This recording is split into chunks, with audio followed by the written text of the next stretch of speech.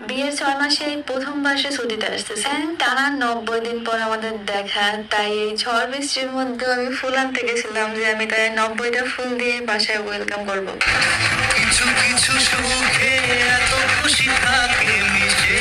তো দুপুর 12টার সময় আমার কল করে বললো যে তার ছুটি হয়েছে, আর আমি 1 মিনিট ওয়েট না করে সেই দুপুর 12টার সময় বাইরে পড়ছি ফুল কিনতে। আর এটা দেখে আল্লাহ এত পরিমাণে খুশি হয়েছে যে বৃষ্টিতে 2 ভাই বোনের ভিজে একদম টুবা টুবা। আমার কথা ছিল যত যাই হয়ে যাক আমার 90টা গোলাপ ফুল নিতেই হইবে। ভালোবাসা তখনই সুন্দর যখন ভালোবাসায় 2 তরফ থেকে এফোর্ট দেওয়া হয়। তো যাই হোক 2 ভাই বোনের পুরো ভিজে টুবু টুবু হইয়া ফুল নিয়ে বাসায় চলে আসছি। আর এখন বাজে রাত 12টা 11। আমি মাত্র একটা প্রোগ্রাম থেকে আসছি, সেইখান থেকে অলরেডি সাজুগুজু করা, তাই ভাবলাম জাস্ট আমার শাড়িটা পরলেই হইবে। আর ভাই রে ভাই, শাড়িটা এত বেশি জোর। আমার মনে আছে আমি বিয়ের আগে কখনোই শাড়িটা পরতাম না, পরতে পছন্দ করতাম না, এবং ফার্স্ট টাইম যখন সে আমার শাড়ি পরে ছবি তুলে দিতে বলছে